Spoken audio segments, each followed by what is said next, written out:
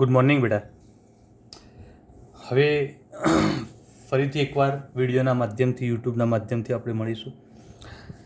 હવે આજે ચેપ્ટર 15ની શરૂઆત કરીશું. પોલિમર ચેપ્ટર છે. પોલિમર પદાર્થો વિશે ચર્ચા ચેપ્ટરમાં કરવાની છે. આપણા રોજિંદા જીવનમાં પોલિમર પદાર્થો ખૂબ જ અગત્યના છે. પોલિમર પદાર્થો વગર આપણું જીવન અશક્ય છે એમ કહીએ ને તો પણ ચાલે. મતલબ જે જીવનમાં મુશ્કેલીઓ આવે ને બધી સોલ્યુશન પોલિમરે કરી દીધું છે. આપણું જીવન ઘણું સરળ બનાવ્યું છે. તો તમે વિચારો કેવી રીતે? તો પ્લાસ્ટિકની બાલદી છે, કપ, રકાબી, રમકડા, પેકિંગ, ઓકે, કપડાં છે, ઓટોમોબાઈલની અંદર વાયર છે, ગિયર, સીલ, બરાબર, વિદ્યુત અવરોધક પદાર્થો છે, મશીનના ભાગો છે, બરાબર. તો અહીંયા આગળ પોલિમર પદાર્થોનો રોજિંદા જીવનમાં જે ઉપયોગ થાય છે એનાથી એક ઔદ્યોગિક ક્રાંતિ સર્જાઈ છે. પોલિમર પદાર્થો વગર આપણું જીવન ઘણું મુશ્કેલીભર્યું બની જાય. લગભગ આપણે આદિવાસી યુગ. તો બહુ ઇમ્પોર્ટન્ટ છે. એક સાદી સરળ વાત વિચારો બેટા. સવારે ઉઠીને આપણા હાથમાં ટૂથબ્રશ આવે છે. તો ટૂથબ્રશ શું છે? તો એક પોલિમર પદાર્થનું બનેલું છે. તો પહેલું જ સવારના જ વિચાર આવે કે ભાઈ બ્રશ કેવી રીતે કરીશું? પોલિમર પદાર્થ જો નીકળી જાય તો અહીંયા આગળ પોલિમર પદાર્થો આપણા જીવનમાં ખૂબ જ ઉપયોગી છે. પોલિમર પદાર્થો માટે એવું કહેવાય કે ધીરે ધીરે લાકડાની જગ્યાએ પોલિમર પદાર્થો વપરાવા લાગ્યા છે. પોલિમર પદાર્થો અત્યારે એટલા બધા વ્યાપક રીતે એનું પ્રમાણ વધી ગયું છે કે લોખંડ અને ધાતુની જગ્યાએ પણ પોલિમર પદાર્થોનો ઉપયોગ શરૂ થઈ ગયો છે. લોખંડની જગ્યાએ પણ પોલિમર પદાર્થો વપરાય, લાકડાની જગ્યાએ પણ પોલિમર પદાર્થો વપરાય છે.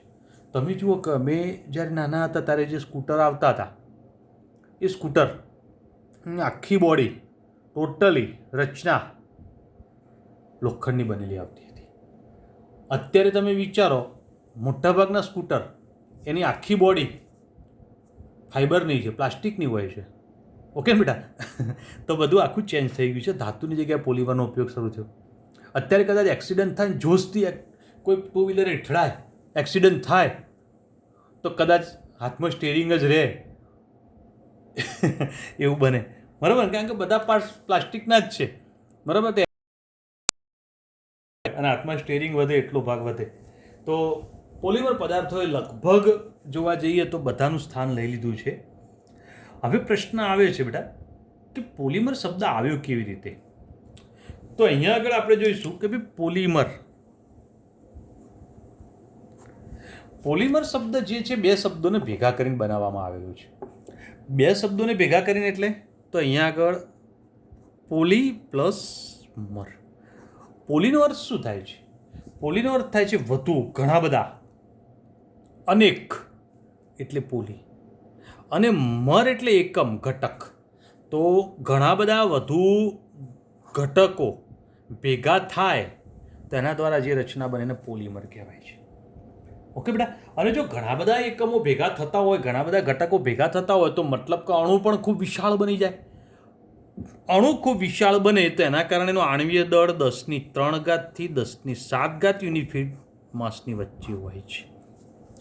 મતલબ 1000 થી કરોડ સુધી જતું રહેશે. તો ઘણા બધા ઊંચા આણ્વીય દળ ધરાવતા પોલિમર પદાર્થો પણ હોય છે. અને આણ્વીય દળ ઊંચો ધરાવતા આવા પોલિમર પદાર્થોના અણુ ખૂબ મોટા હોય તેથી તેને બૃહદ અણુ તરીકે ઓળખવામાં આવે છે. ઓકે બેટા? તો આ પોઈન્ટ એક ધ્યાનમાં રાખવાનો. હવે બૃહદ અણુ શબ્દ વાપર્યો મેં એટલે મોટા અણુ, વિશાળ અણુ, બરાબર? હવે આ રચનાની અંદર કોઈ એક ભાગ અથવા કોઈ એક રચના વારંવાર પુનરાવર્તિત થાય છે, બરાબર? તો હવે કેટલાક શબ્દો હું અહીંયા ક્લિયર કરાવું છું. જે પોલિમરના ટોપિકની અંદર શબ્દો આવશે એ શબ્દો તમારે ધ્યાન રાખવાના. કયા કયા શબ્દો છે, શબ્દો શું છે, હું તમને ક્લિયર કરાવીશ. સમજતા જજો બેટા. દાખલા તરીકે CH2 ડબલ બોન્ડ CH2 શું કહીશું બેટા? અને ઇથિન કહીશું. ઇથિનની પોલિમરાઇઝેશન પ્રક્રિયા થાય તેના પાઈ બંધ તૂટી જાય એક, અને પાઈ બંધ તૂટે એટલે CH2 થઈ જાય. હવે આની અંદર એની બે બંધ બનાવવાની ક્ષમતા બાકી રહી બે બાજુ. ઓકે? તો હવે શું થાય રિયલમાં જોજો. CH2 આના બંધ બાકી રહ્યા, CH2 મતલબ આના પણ બંધ બાકી રહ્યા. સેમ રીતે CH2 બંધ બાકી રહ્યા. હવે આ બંધ નવો બની જાય, અહીંયા બંધ નવો બને, એવી રીતે આ બંધ નવો બનતો જાય. અને નવો બંધ આ રીતે બનતો જાય તો એક શું બન્યું? વિરાટ અણુ બનતો જાય. તો મેં ખાલી એક ઉદાહરણ લીધું. આવા 50-100 ભાગ નવા નવા જોડાતા જાય. આવા તો 3 જોડ્યા, એવી રીતે 50 થી 100 જોડાઈ શકે. ઓકે બેટા, તો મતલબ ઓછા પણ હોય, એવું નથી 50-100 જ હોય, 25 પણ હોય, 10 પણ હોય, પણ વધુ પણ હોઈ શકે. ઓકે, તો આ જે રચના બની એ પોલિમરની રચના છે. અને જો આવું ઘણા બધા અણુઓ જોડાય તો આપણે એની સંખ્યા દર્શાવવા માટે અહીંયા n લઈ લઈએ. n એટલે જે જોડાય એની સંખ્યા. ઓકે, તો હવે આ જે મેં સમીકરણ લખ્યું એમાં ઇથિનમાંથી પોલિથીન બન્યું હોય, અને ઇથિનમાંથી પોલિથીન બને છે. તો આ જે રચના બની એને સમજવા માટે કેટલાક શબ્દો ક્લિયર કરું છું. જે પોલિમરની રચના થાય એ જે અણુમાંથી થાય એને તેનો મોનોમર કહે છે. તો આ જે અણુ છે શું છે? એનો મોનોમર છે. ઓકે બેટા, તો આવા n અણુઓ જોડાય તો n અણુઓ વપરાશે, તો એ શું કહેવાશે? મોનોમર કહીશું. બોલો મોનોમર શું છે? ખબર પડી ગઈ? તો એક શબ્દ આ ધ્યાન રાખવાનો, કયો? મોનોમર. બીજું, પોલિમરની આ રચનામાં કયો ભાગ વારંવાર રિપીટ થયો? જુઓ, CH2 વાળો ભાગ અહીંયા છે, ચલો અહીંયા છે, અને અહીંયા છે. અને જે ભાગ વારંવાર પુનરાવર્તિત થાય છે, વારંવાર રિપીટ થાય છે, જેને આવર્તનીય એકમ કહેવાય. આવર્તનીય એકમ. તો બોલો આવર્તનીય એકમ એટલે શું? પોલિમરની રચનામાં જે ભાગ વારંવાર પુનરાવર્તિત થતો હોય અથવા રિપીટ થતો હોય તેને આવર્તનીય એકમ તરીકે ઓળખવામાં આવે છે. ચલો બીજો શબ્દ, એક મોનોમર શબ્દ ખબર પડી ગઈ. પોલિમર જે અણુ દ્વારા બને એને મોનોમર કહેવાય. પોલિમર બને એમાં જે ભાગ વારંવાર પુનરાવર્તિત થાય આવર્તનીય એકમ છે. ચલો બીજો એક શબ્દ લઈએ કે જે ભાગ વારંવાર પુનરાવર્તિત થતો એની જે સંખ્યા છે એને પોલિમરાઇઝેશન અંશ કહે છે. એના માટે કયો શબ્દ વાપર્યો બેટા? પોલિમરાઇઝેશન અંશ શબ્દ વાપર્યો. તો આપણે એને પોલિમરાઇઝેશન અંશ તરીકે ઓળખીશું. તો n એ પોલિમરાઇઝેશન અંશ. દાખલા તરીકે અહીંયા n જગ્યાએ 30 જોડાયા આવા ભાગ, તો પોલિમરાઇઝેશન અંશ 30 કહેવાય. ઓકે બેટા, અને આ જે આખી લાંબી શૃંખલા બની અને જે રચના બને એને પોલિમર કહેવાય. તો કયો શબ્દ પણ એક ક્લિયર કર્યો આપણે? પોલિમર. તો અહીંયા આગળ મોનોમર ક્લિયર કર્યો, આવર્તનીય એકમ ક્લિયર કર્યો, પોલિમરાઇઝેશન અંશ અને પોલિમર. ઓકે, તો આવા શબ્દો ધ્યાનમાં રાખવાના. અને આવા પોલિમર બનવાની ક્રિયાને, એ પ્રક્રિયાને પોલિમરાઇઝેશન કહેવાય છે. તો પોલિમરાઇઝેશન તરીકે આપણે એ શબ્દ વાપરી શકીએ. તો આ શબ્દો વારંવાર આવશે કે ભાઈ મોનોમર લીધો, એનો આવર્તનીય એકમ આ છે, પોલિમરાઇઝેશન અંશ આ છે, તો ધ્યાન રાખો. હવે પોલિમરનું વર્ગીકરણ કરીએ. પોલિમરનું વર્ગીકરણ કેવી રીતે? તો એક તો પોલિમરનું વર્ગીકરણ પોલિમરાઇઝેશન અંશના આધારે કરીએ. ધ્યાન આપજો બેટા, બુકમાં ચર્ચા નહીં કરી પણ નીટજી માટે આપણે ઉપયોગી બની શકે એટલા માટે ચર્ચા કરીએ છીએ. પોલિમરાઇઝેશન અંશના આધારે જો પોલિમરાઇઝેશન અંશનું મૂલ્ય 25 કરતાં નાનું હોય, n 25 કરતાં નાનો હોય તો આપણે એને ઓલિગોમર કહીશું. આવા પોલિમરને કયા પોલિમર કહેવાય? ઓલિગોમર. સામાન્ય રીતે આવા ઓલિગોમર જે છે ને પ્રવાહી હોય છે. સામાન્ય રીતે ઓલિગોમર કેવા હોય બેટા? પ્રવાહી હોય, એની ભૌતિક સ્થિતિ પ્રવાહી હોય છે. બરાબર? તે શેમાં વપરાય? તો પેઇન્ટમાં વપરાતા હોય છે. આપણે જો અત્યારે એવા પેઇન્ટ આવી ગયા છે, પ્લાસ્ટિક પેઇન્ટ, પાણીથી ધોઈ શકાય એવા છે. શું હોય છે અંદર? તો ઓલિગોમર અંદર ઉમેરેલું હોય છે. તો એવું પ્રવાહી છે, લિક્વિડ હોય છે, જે અંદર મિક્સ કર્યું હોય એટલે પેઇન્ટ પ્લાસ્ટિક પેઇન્ટ બની જાય. ઓકે બેટા, તો એક એ છે. ત્યાર પછી એડહેસિવ. એડહેસિવ એટલે ફેવિકોલમાં આવે. ઓકે, તો ફેવિકોલની અંદરના બંધારણની રચનામાં પણ એડહેસિવ હોય છે, અને એડહેસિવ શું છે? ઓલિગોમર જ છે. તો બોલો, એક પોલિમરાઇઝેશન અંશ 25 કરતાં નાનો હોય તો એના માટે વાત કરી ગયા. પોલિમરાઇઝેશન અંશ એનનું મૂલ્ય 25 કરતાં મોટું હોય તો આપણે એને ભારે પોલિમર કહીશું. શું કહીશું બેટા? ભારે પોલિમર. ભારે પોલિમર સામાન્ય રીતે એની ભૌતિક સ્થિતિ ઘન હોય છે. ભારે પોલિમર સામાન્ય રીતે ભૌતિક સ્થિતિ ઘનમાં જોવા મળે છે. તે ભૌતિક સ્થિતિ ઘન છે. ચલો ક્લિયર. હવે આવા પોલિમર, મોટાભાગના બધા પોલિમર ભારે પોલિમર, જેમાં ઇથિનમાંથી પોલિથીન, પોલિસ્ટાયરીન, પોલિપ્રોપિન, બરાબર, બેકેલાઇટ, મેલેમાઇન, આ બધા પોલિમર જે છે ને ભારે પોલિમર છે, જે ઘન અવસ્થામાં હોય છે. તો બોલો પોલિમરનું વર્ગીકરણ એક કઈ રીતે કર્યું બેટા? પોલિમરાઇઝેશન અંશનો ઉપયોગ કરીને કરી દીધું. બરાબર. હવે તેની પ્રાપ્તિના આધારે, તેના સ્ત્રોતના આધારે, હવે સ્ત્રોતના આધારે, પ્રાપ્તિના આધારે જોઈએ તો એની અંદર 3 ભાગ પાડેલા છે અને બુકમાં ક્લિયર કરેલા છે. તો એની અંદર પહેલું વાત આવે છે કુદરતી પોલિમર.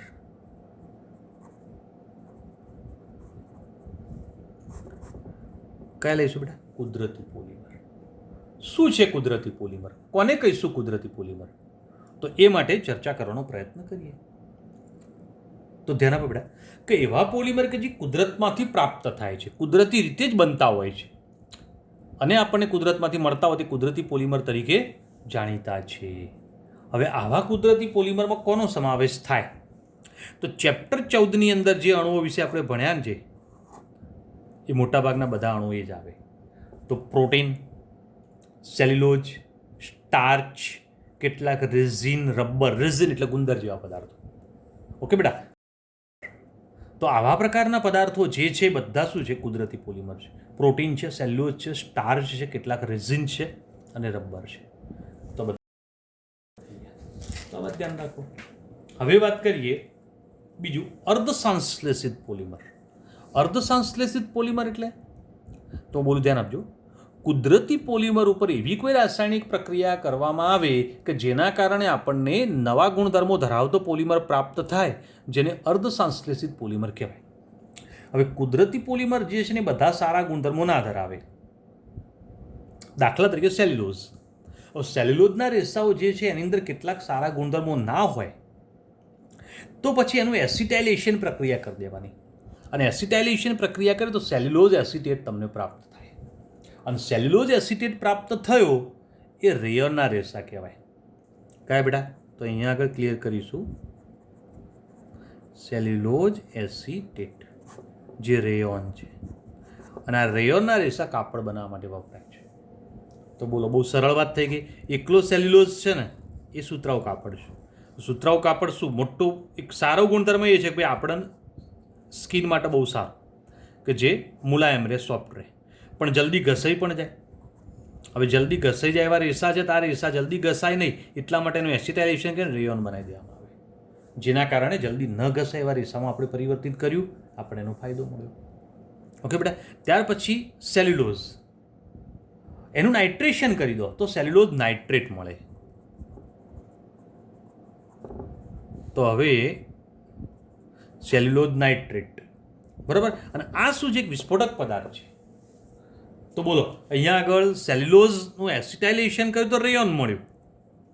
મૂળ પદાર્થ સેલ્યુલોઝ કુદરતી છે, આ કુદરતી પોલિમર છે. ઓકે. પણ કુદરતી પોલિમરની રાસાયણિક પ્રક્રિયા કરી તો સારી ગુણધર્મો ધરાવતા રેસા બનાવ્યા.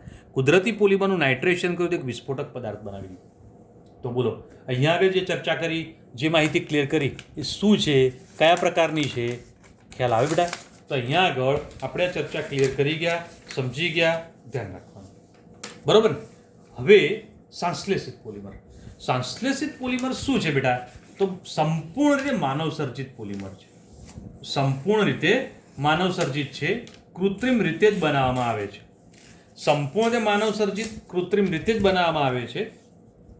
આપણે આ ચેપ્ટરમાં જે પણ પોલિમર વિશે ભણ્યું છે બધા સંશ્લેષિત છે, માનવ સર્જિત છે. સંપૂર્ણ રીતે કૃત્રિમ રીતે બનાવવામાં આવતા પોલિમર તરીકે આ પોલિમર જાણીતા છે. બરાબર. તો સંપૂર્ણ રીતે માનવ સર્જિત પોલિમર તરીકે આવા પોલિમર જાણીતા જોવા મળે છે. તો અહીંયા આગળ જે વાત કરી પોલિમરની એ સંશ્લેષિત પોલિમર. ઉદાહરણ તરીકે મેં હમણાં જ કહ્યું હતું ઇથિનમાંથી પોલિથીન, તો સંશ્લેષિત. પોલીપ્રોપિન, નાયલોનના રેસાઓ, નાયલોન 6, નાયલોન 6, બરાબર. સ્ટાયરીન, બ્યુટાડાઇન, રબર, બ્યુનાયસ બધા સંશ્લેષિત છે. આ ચેપ્ટરમાંથી જેટલા ઉદાહરણ તમને યાદ આવે એ ઉદાહરણ સંશ્લેષિતમાં લખી શકો, સિવાય કે પાછળના થોડા સંશ્લેષિત નથી, મતલબ કે થોડા ઉદાહરણ કુદરતીવાળા પણ અંદર આપણે આગળ 14 ચેપ્ટરો ભણી ગયા છે.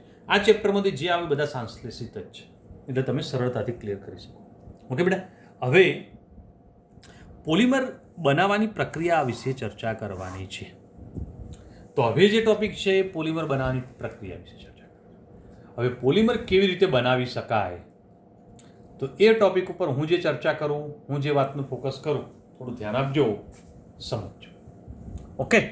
તો અહીંયા આગળ ધ્યાન આપજો બેટા અને સમજજો કે ભાઈ પોલિમર બનાવવા માટે મુખ્યત્વે બે પ્રક્રિયા વપરાય, બરાબર? તો એક યોગશીલ અને બીજી સંકલન. હવે યોગશીલ પ્રક્રિયા શું છે? તો શૃંખલા વૃદ્ધિ પોલિમરાઇઝેશન છે, બરાબર?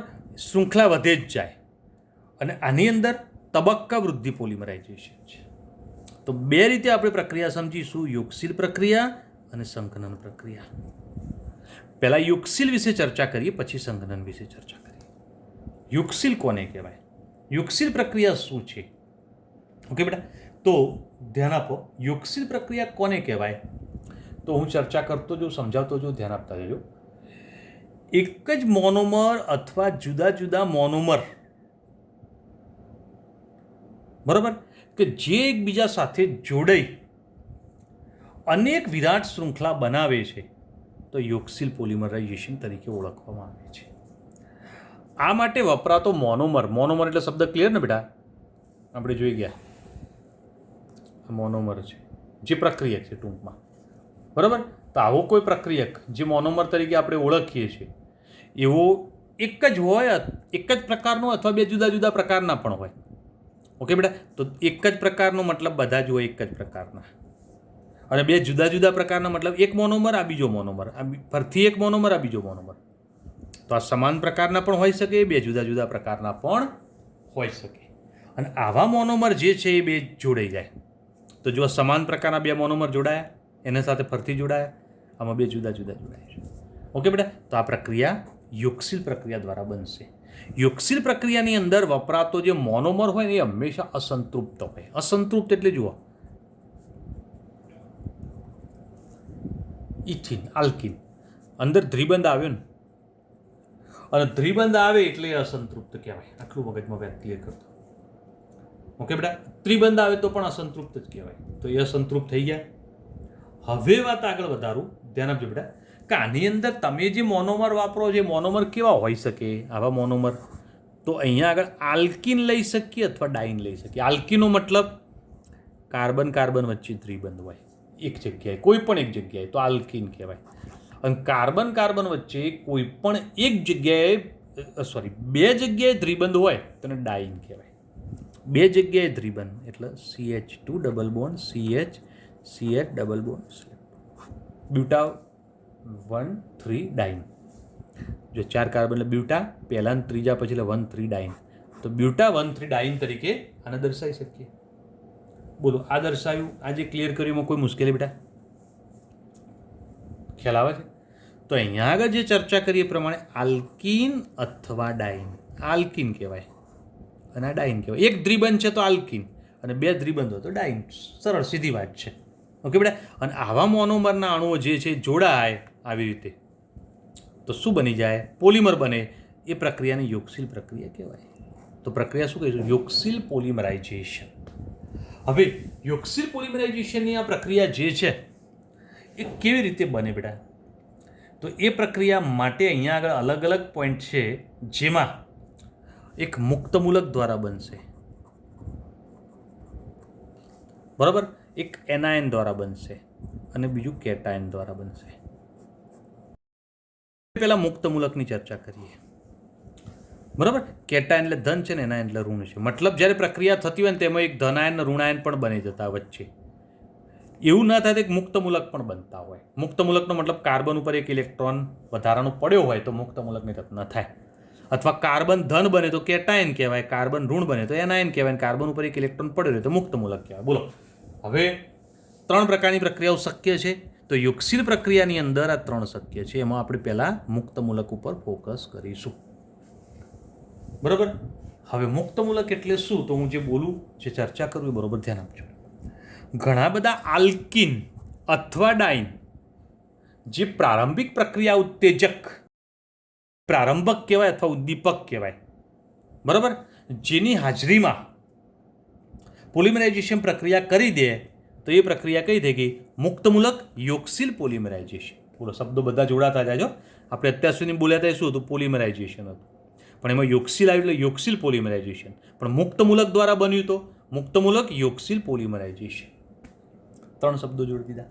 ઓકે બેટા. હવે આપણે અંદર શબ્દ બોલ્યા પ્રારંભિક પ્રક્રિયા ઉત્તેજક, પ્રારંભક, ઉદ્દીપક. ઓકે. અને આવા પ્રારંભક જે વપરાતા, ઉદ્દીપક જે વપરાતા, એમાં શું છે? તો હું અહીંયા આગળ નામ લખું, ધ્યાન આપજો. Benzoyl peroxide. પેરોક્સાઇડનો મતલબ ઓક્સિજન સાથે ઓક્સિજન સિંગલ બોન્ડથી જોડાય. 2 ઓક્સિજન જોડે એટલે પેરોક્સાઇડ કહેવાય. અને એની સાથે સી ડબલ બોન્ડો C6H5 અને એની સાથે આ બાજુ પણ સી ડબલ બોન્ડો C6H5. તો આ બેન્ઝોઇલ કહેવાય. અને એની સાથે આ પેરોક્સાઇડ, મતલબ આને શું કહીશું? Benzoyl peroxide. બોલો, બેન્ઝોઇલ પેરોક્સાઇડ શબ્દ ક્લિયર બેટા? બીજી વાત આવે છે એસિટાઇલ પેરોક્સાઇડ.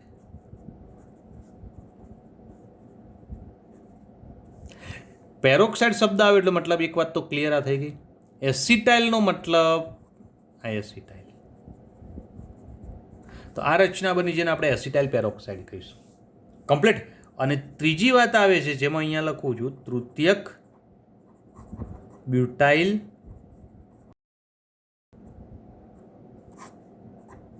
ચલો તૃતીયક બ્યુટાઇલ પેરોક્સાઇડ. પેરોક્સાઇડ શબ્દ તો વાપર્યો જ ને. ઓકે ચલો ઓક્સિજન ઓક્સિજન તૃતીયક બ્યુટાઇલ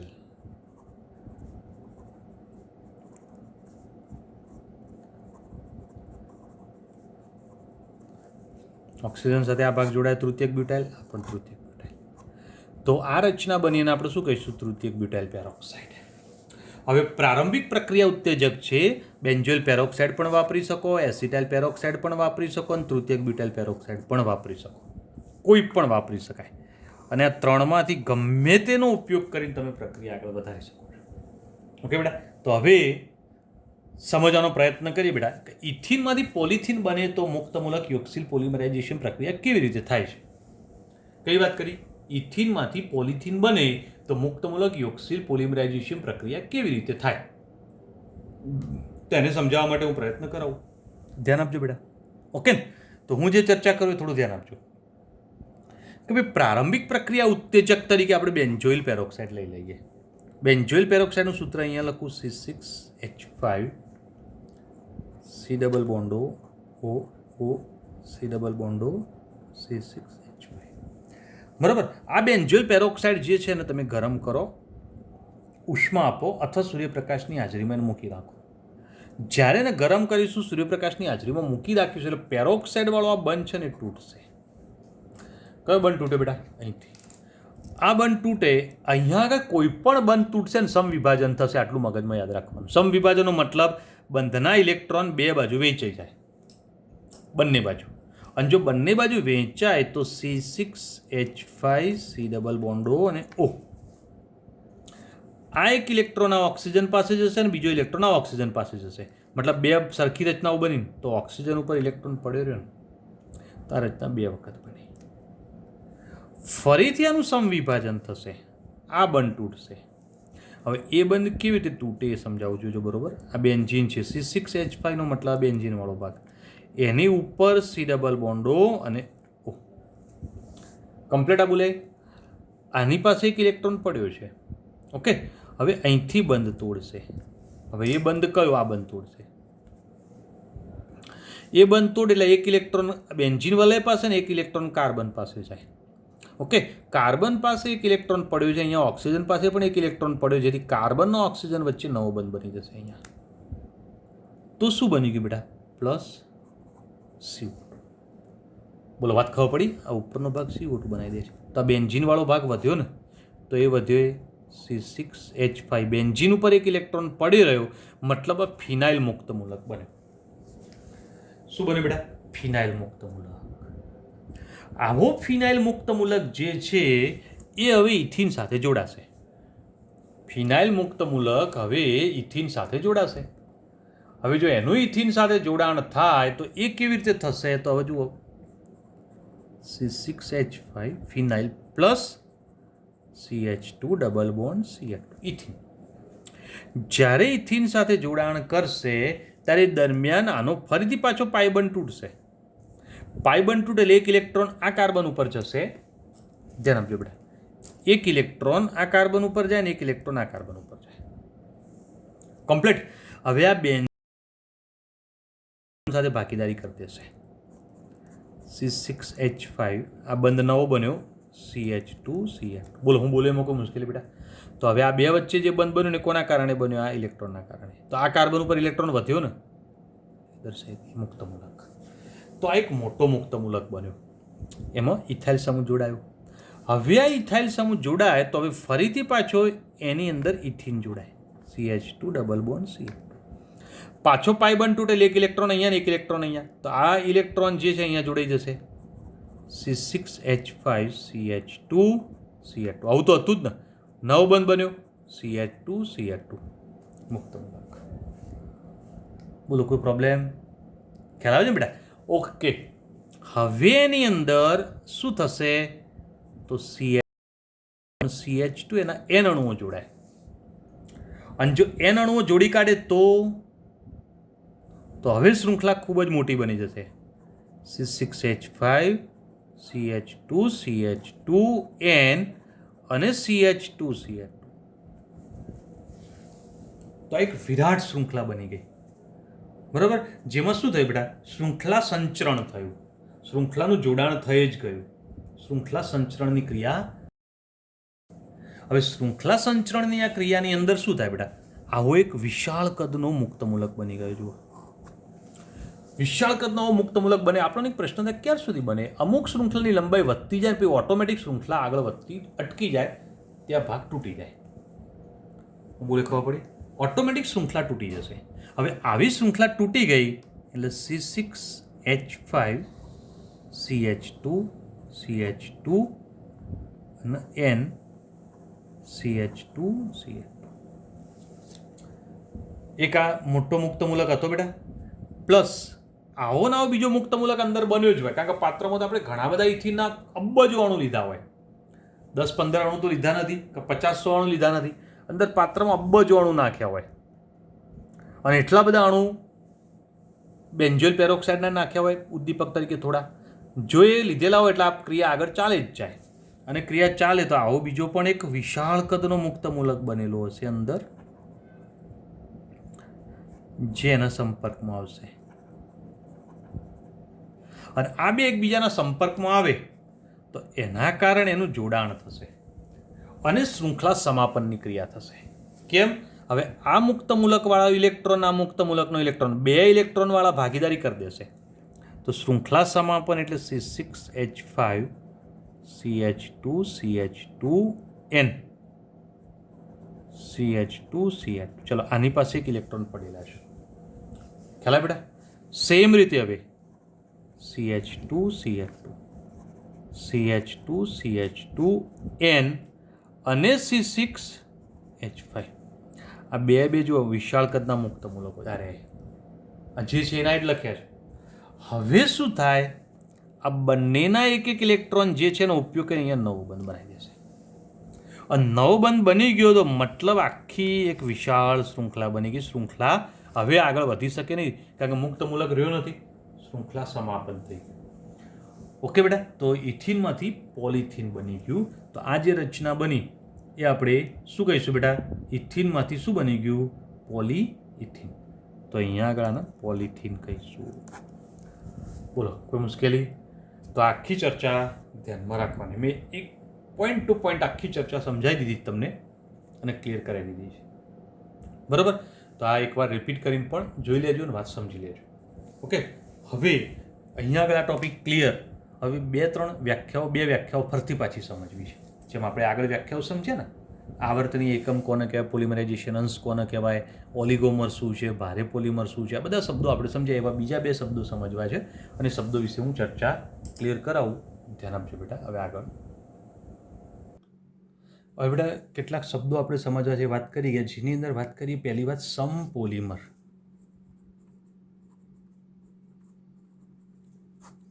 કોને કહીશું સમપોલિમર? તો એક જ પ્રકારના મોનોમર દ્વારા પોલિમરની રચના થતી હોય તો એને સમપોલિમર કહેવાય. તો એક જ પ્રકારનો મોનોમર હોય ને એમાં યોક્સિલ પ્રક્રિયા દ્વારા જોડાઈને અને પોલિમરની રચના કરી દે તો સમપોલિમર. એક જ પ્રકારનો મોનોમરનો મતલબ હમણાં જ આપણે વાત કરી CH2 CH2. તો ઇથિન છે એનો ભાગ ફરીથી બીજો ઇથિનવાળો ભાગ જ આવે, ફરીથી પાછો ઇથિનવાળો ભાગ જ આવે. તો મતલબ આ ભાગ વારંવાર એક જ જેવો ભાગ પુનરાવર્તિત થયો, તો એક જ મોનોમર અંદર વપરાયો તો સમપોલિમર. સીધી સરળ વાત છે. તો ઇથિનમાંથી બનતું પોલિથીન, પોલિસ્ટાયરીન, આ બધા સમપોલિમર છે. બરાબર. અને આગળ ઉદાહરણો બીજા આવશે ને તમે એની અંદર એક જ મોનોમર દ્વારા બનતી રચના આવે તો સમપોલિમરમાં તમે ગણી શકો છો. બરાબર. તો આ ધ્યાન રાખવાની. હવે આને હોમોપોલિમર પણ કહેવાય, ઇંગ્લિશ શબ્દ. ઘણી વખતે ઇંગ્લિશ શબ્દ પણ વાપરતા છે, તો ધ્યાન રાખજો, હોમોપોલિમર. હવે બીજી વાત કરીએ, સહપોલિમર. ઇંગ્લિશ શબ્દ કોપોલિમર. હવે કોપોલિમર જે છે એ શું છે? તો હવે સીધી સરળ વાત છે કે બે જુદા જુદા મોનોમર દ્વારા યુગશીલ પ્રક્રિયા થઈને પોલિમરની રચના બનતી હોય તો તેને સહપોલિમર કહે છે. બે જુદા જુદા મોનોમર લેવામાં આવે તો એના માટે સમજીએ કે ભાઈ એનું અંદર ઉદાહરણ આવે છે બ્યુનાયસ,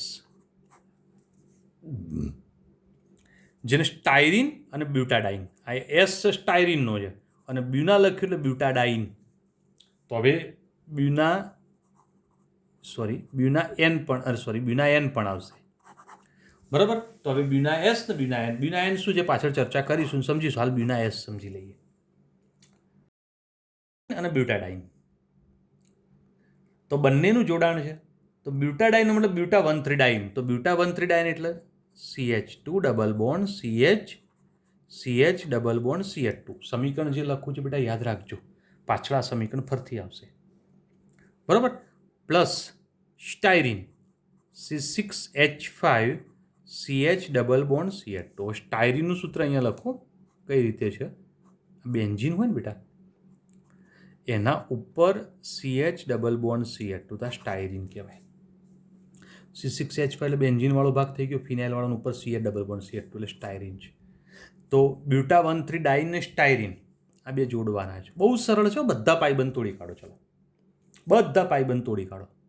બરાબર. એટલે તમારા માટે સરળ થઈ જશે. જુઓ CH2 CH CH CH2. ચલો ઓકે. હવે આ જે છે ને ભાગ એમાં જો અહીંથી પાઇબંધ તૂટે આવ્યો તો જોડાણ આ બે કરે તો આ બેન્ઝીનવાળો ભાગ તો કયો જાય? શાખામાં જાય. ખબર પડે ને બોલું? આ બેન્ઝીનવાળો જોડાણ આ બે કરશે, પાઇબંધ આ બેના તૂટ્યા છે તો બેન્ઝીનવાળો ભાગ શાખામાં જશે. અને જો બેન્ઝીનવાળો ભાગ શાખામાં જાય તો હવે લખવું જોજો CH2 તો બેન્ઝીન C6H5 શાખામાં.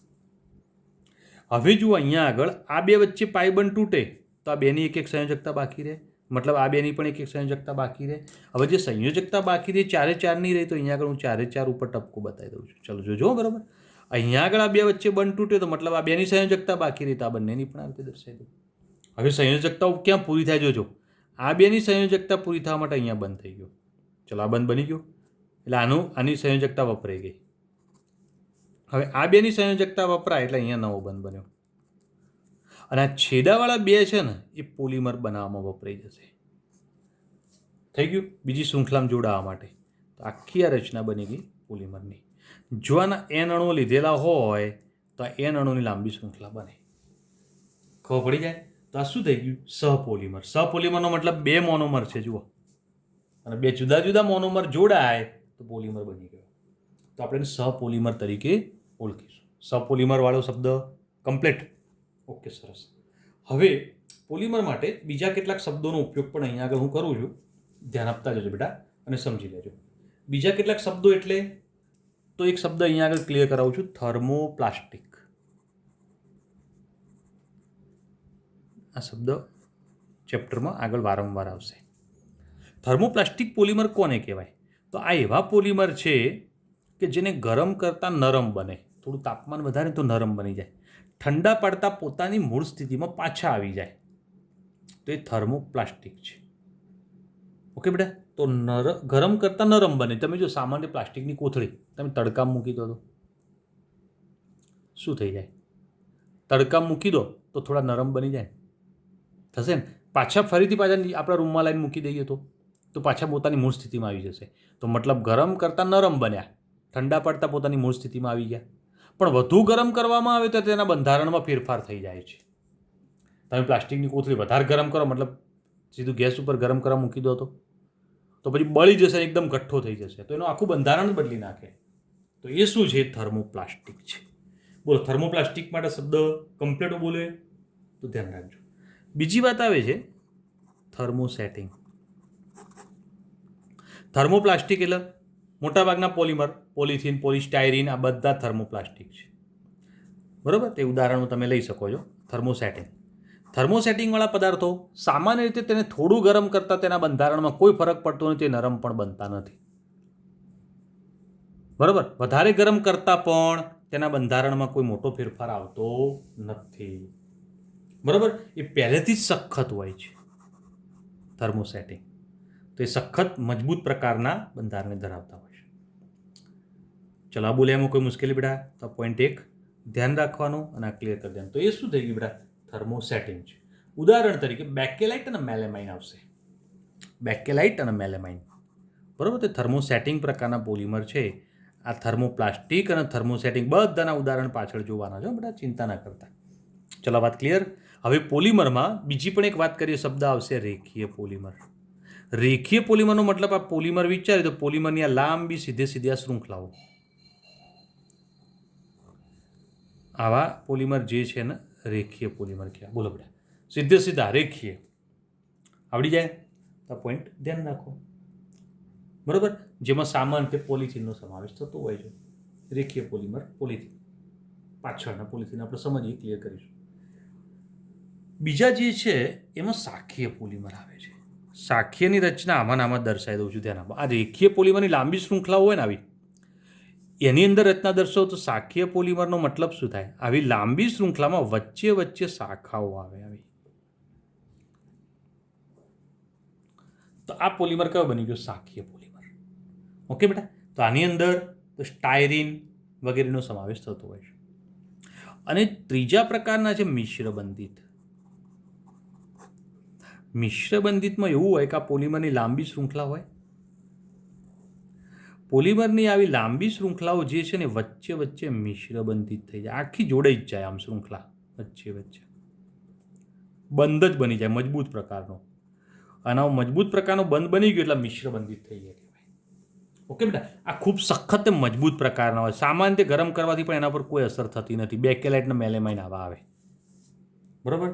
તો આ બોલો, પોલિમર પદાર્થો માટે મેં જે શબ્દો ક્લિયર કરાયા, શબ્દો થોડા ધ્યાન રાખજો બેટા. બરાબર? અને તમારા ચોપડામાં નોંધી રાખજો. હવે પોલિમર પદાર્થોની અંદર કેટલાક પોલિમર પદાર્થો આપણે બનાવવા છે અને બનાવવા માટેની સમજૂતી મેળવીશું. નિમ્ન ઘનતા પોલિથીન. પોલિથીન બનાવવાનું છે, પણ કેવું? નિમ્ન ઘનતા એટલે ઓછી ઘનતાવાળું. અને ઓછી ઘનતાવાળું પોલિથીન એટલે લો ડેન્સિટી પોલિથીન, જેને આપણે એલડીપી પણ કહેવાય છે. લો ડેન્સિટી પોલિથીન. બરાબર? જેને આપણે એલડીપી કહીશું, નિમ્ન ઘનતા પોલિથીન. કેવી રીતે બને બેટા? તો એ બનાવવા માટે આપણે જોઈશું કે ભાઈ તમે મોનોમર તરીકે ઇથિન લઈ લો, કારણ કે પોલિથીન બનાવવું છે એટલે ઇથિન મોનોમર લીધો. ઇથિન મોનોમરની 1000 થી 2000 વાતાવરણ દબાણે, જોજો બેટા કન્ડિશન, વાતાવરણ દબાણે 350 થી 570 કેલ્વિન તાપમાને. ઓકે?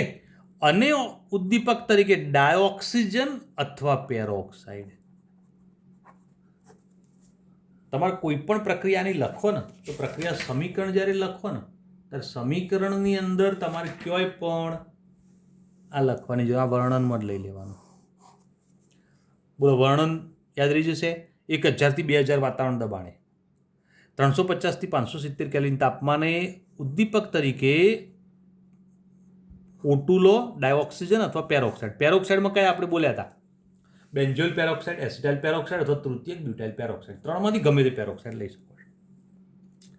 અને આ પરિસ્થિતિમાં તમે ઇથિનનું પોલિમરાઇઝેશન કરો એટલે સમીકરણ તમારે લખવાનું. શું કરશું? પોલિમરાઇઝેશન.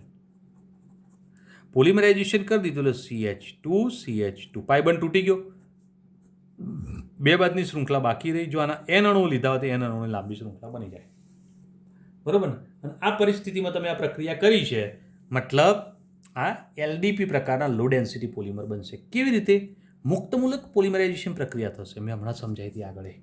ઓકે બેટા? અને મુક્તમૂલક પોલિમરાઇઝેશન પ્રક્રિયા થાય તેમાં H પરમાણુ જે છે એ આયનીકરણ દ્વારા મળતો હોય છે અને એ નિમ્ન ઘનતા પોલિમરની અંદર અંદર ઉપયોગમાં આવે છે અને વધુ સાખી રચના બનાવે છે.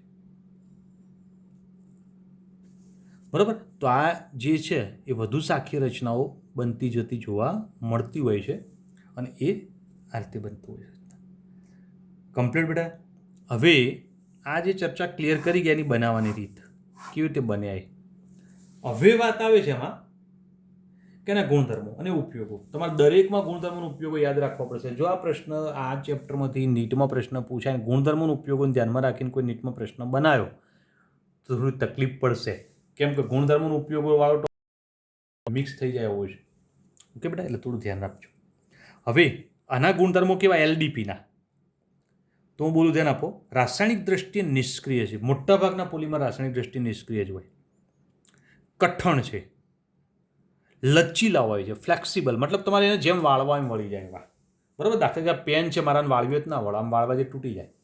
પણ આ એલડીપી તમારે જેમ વાળવા એમ વળે. આપણે જે પોલિથીનની બેગો વાપરીએ છીએ ને, બજારમાં કોઈ વસ્તુ લઈ જઈએ ત્યારે પ્લાસ્ટિકની બેગો વાપરીએ વળે. ખબર પડી બોલ્યો? એટલા માટે શું બોલ્યા?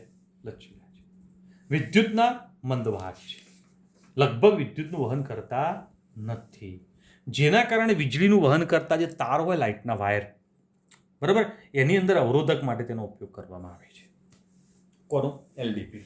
ઓકે બેટા. ઉપરનું જે ઇન્સ્યુલેશન હોય છે, લાઇટના વાયરના ઉપરનું જે કોટિંગ હોય છે, રંગબેરંગી, પીળું છે, વાદળી છે, લીલું છે, લાલ છે, કોટિંગ હોય, એ શું છે? પોલિથીન છે, એલડીપી પ્રકાર.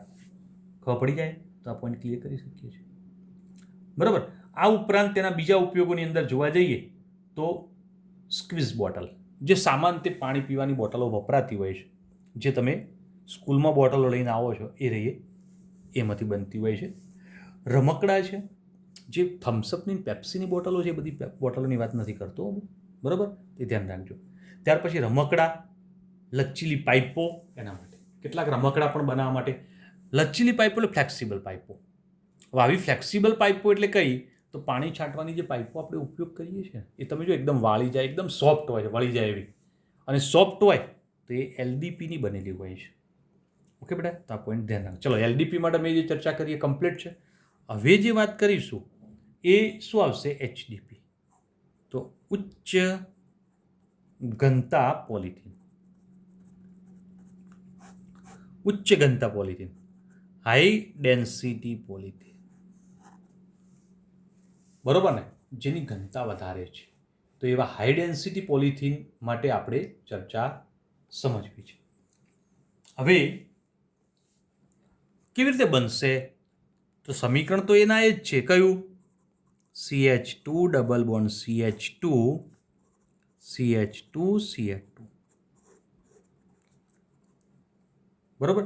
આ પોલિમરાઇઝેશન પ્રક્રિયા કરી, પણ આમાં યોક્સિલ શબ્દ ઉમેર્યો. આ યોક્સિલ જ છે, પણ આમાં શબ્દ યોક્સિલ પોલિમરાઇઝેશન પ્રક્રિયા જ્યારે થતી હોય ત્યારે એ પ્રક્રિયા દરમિયાન કોઈ પણ હાઇડ્રોકાર્બન દ્રાવકની અંદર આનો ઓગાળી દો.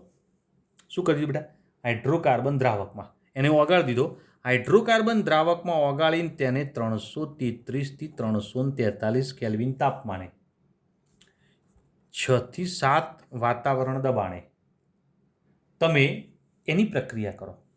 બરાબર. તો બોલો, તાપમાન દબાણ યાદ રહી ગયું. આ પ્રક્રિયાની અંદર વિશેષતા શું છે? એનો ઉદ્દીપક. હવે ઉદ્દીપક છે જીગ્લર નાટા ઉદ્દીપક. નામ યાદ રાખજો બેટા. પરીક્ષામાં જીગ્લર નાટા શું છે પૂછાયેલા પ્રશ્નો છે, નીટજીમાં, બોર્ડમાં પણ. તો જીગ્લર નાટા ઉદ્દીપક. જીગ્લર નાટા ઉદ્દીપક છે શું? તો ટ્રાઇથાઇલ એલ્યુમિનિયમ. ટ્રાઇલિથાઇલ એલ્યુમિનિયમ મતલબ C2H5 ટ્રાઇસ Al, મતલબ એલ્યુમિનિયમ સાથે 3 ઇથાઇલ જોડાયેલા છે, એટલે ટ્રાઇથાઇલ એલ્યુમિનિયમ થઈ ગયું. ઓકે.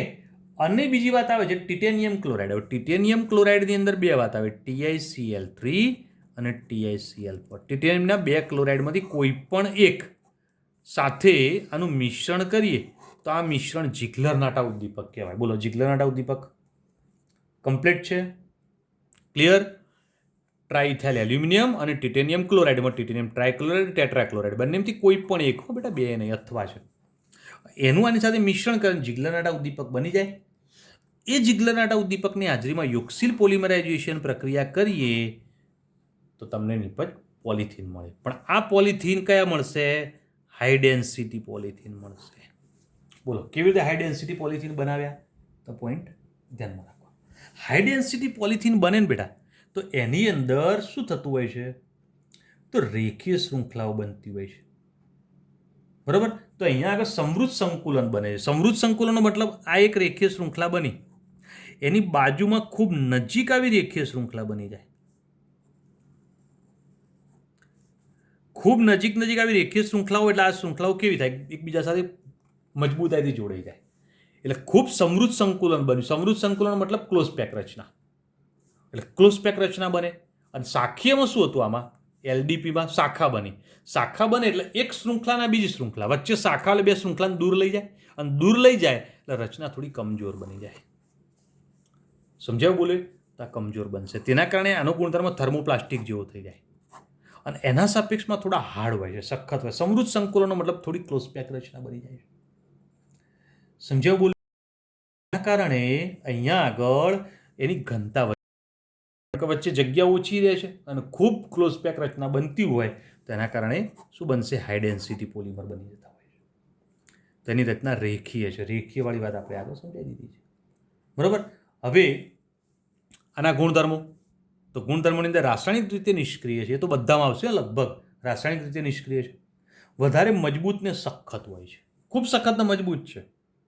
સખત ને મજબૂત હોવાના કારણે તેનો ઉપયોગ બાલદી બનાવવા માટે, ડોલ બનાવવા માટે થાય છે. કારણ કે પ્લાસ્ટિકની ડોલો ગમે તેમ ઉંચકીને પછાડો, ગમે તેમ પટકો, તૂટે નહીં, તો એ HDPની બનેલી છે. બરોબર છે? તો ધ્યાન રાખવાનું બેટા. કચરા પેટીઓ અને મજબૂત પ્રકારની બોટલો બનાવવા માટે પણ તેનો ઉપયોગ થતો જોવા મળતો હોય છે, અને પાઇપો બનાવવા માટે. બરાબર? તો આ બધા જ ઉપયોગ આપણે કોના ક્લિયર કર્યા બેટા? તો ઉચ્ચ ઘનતા પોલિથીનના. તો ઉચ્ચ ઘનતા પોલિથીન શું છે તેના માટે ચર્ચા કમ્પ્લીટ. બરાબર? તો આ પોઈન્ટ ધ્યાન રાખજો અને સમજી લેજો. હવે યોક્સિલ પોલિમરાઇઝેશનની અંદર એક બીજું આવે છે પોલીટેટ્રાફ્લોરોઇથિન. તો અહીંયા આગળ ક્લિયર કરું, ધ્યાન આપજો બેટા. પોલીટેટ્રાફ્લોરોઇથિન. બરાબર? એને બીજી રીતે પણ ઓળખાય છે ટેફલોન તરીકે. કઈ રીતે ઓળખીશું? ટેફલોન. ટેફલોન કેવી રીતે બનાવી શકાય? તો ટેફલોન બનાવવા માટેની જે પદ્ધતિ છે ને હું બોલું, ધ્યાન આપજો કે ટેફલોન બનાવવા માટે ટેટ્રાફ્લોરોઇથિન લેવામાં આવે છે. CF2 double bond CF2. ટેટ્રાફ્લોરોઇથિન છે. જુઓ, કાર્બન કાર્બન વચ્ચે દ્વિબંધ છે એટલે ઇથિન તો કહેવાય છે. અને બે ફ્લોરિન અહીંયા ને બે ફ્લોરિન, 4 ફ્લોરિન જોડાયા છે એટલે ટેટ્રાફ્લોરો થઈ ગયું. ટેટ્રાફ્લોરોઇથિન છે. ટેટ્રાફ્લોરોઇથિનની પ્રક્રિયા તમે કઈ કન્ડિશનમાં કરશો? તો પહેલું છે ઊંચું દબાણ. ઓકે બેટા? હવે ઉદ્દીપક. ઉદ્દીપક કયો છે? તો અહીંયા આગળ બોલીશ પરસલ્ફેટ. H2O8 આ પરસલ્ફેટ છે. બરાબર? આવા ઉદ્દીપકની હાજરીમાં ટેટ્રાફ્લોરોઇથિન ને ગરમ કરો, અને ગરમ કરો તો એના કારણેની પોલિમરાઇઝેશન પ્રક્રિયા થશે કઈ? યોક્સિલ પોલિમરાઇઝેશન. એટલે પાઈ બંધ તૂટી જશે. CF2 CF2. પાઈ બંધ તૂટ્યો એટલે બે બાજુ એક નવો બંધ બનાવશે, અને એના કારણે જો આના N અણુઓ લીધેલા હોય તો N અણુઓની લાંબી શૃંખલા મળી જાય. બરાબર? અને N અણુની લાંબી શૃંખલા મળી જાય તો એના કારણે તમને આ પોલિમર પ્રાપ્ત થઈ જશે. બોલો, આ પોલિમર કમ્પ્લીટ છે. ગુણધર્મો જોઈ લઈએ. રાસાયણિક રીતે નિષ્ક્રિય છે. બરાબર? બીજી એક વાત કરીએ કે ક્ષારણ કરતા હોય ને, કોઈ કાટ લગાડે એવા પદાર્થો હોય ને, તો એના પ્રત્યે પણ પ્રતિકાર કરે છે. મતલબ જલ્દી આ પદાર્થ જ્યાં લગાવ્યો હોય ને બેટા, એ ધાતુની સપાટી હોય કે કોઈ પણ એના ઉપર કાટ નથી લાગવા દેતા. બરાબર? તો ક્ષારણનો પ્રતિકાર કરે છે. ઓકે? નોનસ્ટિકી સપાટી ધરાવતા વાસણો બનાવવા માટે તેનો ઉપયોગ થાય છે. નોનસ્ટિકી સપાટી એટલે આપણે જોઈએ કે ટેફલોન કોટિંગ નોનસ્ટિક વાસણો બનાવવા માટે. નોનસ્ટિક તવી છે, નોનસ્ટિક પેન છે, કે એ બધું બનાવવું હોય તો શું છે? તો એ નોનસ્ટિકી વાસણો બનાવવા માટેનો ઉપયોગ થતો જોવા મળતો હોય છે. ગાસ્કેટ બનાવવા માટે પણ એનો ઉપયોગ થાય છે, કે જે ખૂબ ઊંચું તાપમાન સહન કરી શકે છે. આનો મોટો ફાયદો શું? ઊંચું તાપમાન સહન કરી શકે છે. લગભગ 350 ડિગ્રી જેટલું તાપમાન સહન કરી શકે. એના કરતાં ઊંચા તાપમાને લઈ જાઓ ને તો પછી વિઘટન થઈ જાય. ત્યાર સુધી એ જળવાઈ રહે. આ ઊંચું તાપમાન જળવાઈ રહે છે, ઊંચા તાપમાને રહે છે. ગાસ્કેટ તરીકેનો મતલબ ગાડીઓની અંદર એન્જિનમાં, એક એન્જિનની અંદર દાખલા તરીકે આ એક બ્લોક છે એન્જિનનો, આ એન્જિનનો બીજો બ્લોક છે. ખાલી એક ઉદાહરણ આપો બેટા. વચ્ચે અંદર ફ્યુલનું દહન થાય. આ બે બ્લોકને જોડવા હોય તો આ બેને નજીક લાવી દઈએ, આમ બેને આમ નજીક લાવી દઈએ અને આમ જોડી દીધા તો સુધી અહીંયા જે જોઈન્ટ થતું હોય ને ત્યાં આગળ જગ્યા રહી જાય તો અંદરથી ઉષ્માનો વ્યય થઈ જાય. એવો ઉષ્માનો વ્યય ન થવા દેવો તો વચ્ચેનું પેકિંગ મૂકવામાં આવે છે, ગાસ્કેટ છે. પેકિંગમાં તમે જુઓ ગમે તે પેકિંગ ના મુકાય, તો એ ગાસ્કેટ તરીકે ટેફલોનનું પેકિંગ મૂકવામાં આવે છે. ટેફલોનનો એક બીજો પણ ફાયદો છે કે એનો પાવડર છે ને એ ઊંજણ તરીકે વપરાય છે. ખૂબ ઊંચા તાપમાને ઊંજણ તરીકે ઉપયોગ કરો તો ટેફલોનનો પાવડર વાપરી શકાતો હોય છે, કારણ કે ઊંચું તાપમાન સહન કરી શકે છે. ઓકે બેટા, આ એક ઉપયોગ પણ ધ્યાન રાખજો, બુકમાં લખ્યો નથી. કમ્પ્લીટ? ઓકે, સરસ. હવે અહીંયા આગળ પોલિમરની અંદર યોક્સિલ પોલિમરાઇઝેશન પ્રક્રિયાની અંદર એક વાત કરી દો બીજી, પોલી એક્રિલો નાઇટ્રાઇલ. બરાબર, પોલી એક્રિલો નાઇટ્રાઇલ છે. હવે પોલી એક્રિલો નાઇટ્રાઇલનું શોર્ટ ફોર્મમાં PAN પણ કહેવામાં આવે છે. ઓકે બેટા, હવે પોલી એક્રિલો નાઇટ્રાઇલ કેવી રીતે બને? તો acrylonitrile CH2 double bond CH અને CN, આ એક્રિલો નાઇટ્રાઇલ કહેવાય. એક્રિલો નાઇટ્રાઇલ જે છે એનું પેરોક્સાઇડ ઉદ્દીપકની હાજરીમાં યોક્સિલ પોલિમરાઇઝેશન પ્રક્રિયા કરી દો. પેરોક્સાઇડ ઉદ્દીપકની હાજરીમાં યોક્સિલ પોલિમરાઇઝેશન. બરાબર, તો અહીંયા આગળ પેરોક્સાઇડ ઉદ્દીપક અને કઈ પ્રક્રિયા છે? યોક્સિલ પોલિમરાઇઝેશન. આપણો નિયમ શું કહે છે? પાઈ બંધ તૂટે. બરાબર, પાઈ બંધ તૂટે એટલે CH2CH. આ સાયનાઇડ જે છે ને અહીંયા આગળ રહેશે શાખામાં, તો બંધ અહીંથી આમ બનશે. ઓકે, જો આના N અણુઓ લીધેલા હોય તો અહીંયા N અણુઓ બની જશે. બરાબર, દાખલા કે અહીંયા 30 અણુઓ જો લીધા હોય તો 30 અણુની શૃંખલા આવી રિપીટ થઈ જાય. વાત મગજમાં બેઠી બેટા? તો આ જે બન્યું એ પોલી એક્રિલો નાઇટ્રાઇલ છે, PAN છે. હવે આને ઓર્લોન અથવા એક્રિલેન પણ કહેવામાં આવે છે. બરાબર, હવે એના જેવા જ આ રેસા બનાવી શકતું હોય છે અને આવા રેસા ઓર્લોનના રેસા છે, એક્રિલેનના રેસા છે, જેનો ઉપયોગ ઊનની અવેજીમાં થાય છે. ઊન છે ને જે, બરાબર, એ સામાન્ય રીતે એના રેસા બને સ્વેટર કેવું બનાવવામાં આવતું હોય છે અને એના રેસાનું સ્વેટર બનાવાય. પણ આવું ઊન જે ઓછી માત્રામાં મળતું હોય તો પોલી એક્રિલો નાઇટ્રાઇલના રેસા પણ અંદર મિશ્ર કરી દેવામાં આવતા. ઘણી વખતે ઘણા સ્વેટરમાં જો ચળકાટવાળા રેસા હોય છે અને ચળકાટવાળા રેસા છે ને એ પોલી એક્રિલો નાઇટ્રાઇલ. ખબર પડી બેટા? તો પોઈન્ટ ધ્યાનમાં રાખજો અને સમજી લેજો. કોઈ મુશ્કેલી, કન્ફ્યુઝન? બરાબર, આ પોઈન્ટ આપણે ક્લિયર કરી શકીએ, સમજી શકીએ છીએ, ધ્યાનમાં રાખવાનું. 15.1 કોયડો જે છે એ સોલ્વ કરી દેજો. જોઈ લો બેટા કે સ્ટાયરીનમાંથી બનતું પોલિસ્ટાયરીન જ છે, મતલબ સ્ટાયરીન એક જ મોનોમર છે અને એમાંથી પોલિસ્ટાયરીન બને છે. તો શું થઈ ગયું? જોઈ લો, CH double bond CH2. Styrene છે મોનોમર. હવે સ્ટાયરીન મોનોમરની પ્રક્રિયા થઈને એમાંથી પોલિસ્ટાયરીન બની જાય છે, CH2. તો મતલબ મોનોમર તો એક જ થયો. ઓકે બેટા, તો આ પોલિમર કેવો કહેવાય? સોરી, આ પ્રોબ્લેમ સમ પોલિમર કહેવાય. તો સમ પોલિમર તરીકે ઓળખીશું. કોયડો આપણે સોલ્વ કરી દીધો, ક્લિયર. બહુ સરળ વાત છે. ઓકે, તો આજનો એપિસોડ આટલા સુધી ક્લિયર કરીએ. નેક્સ્ટ ચર્ચા પછી કરીશું, સમજીશું. ઓકે બેટા, તો આ તૈયાર જોતા રહેજો, ક્લિયર કરતા રહેજો, સમજતા રહેજો. ચલો, ઓકે, ગુડ ડે.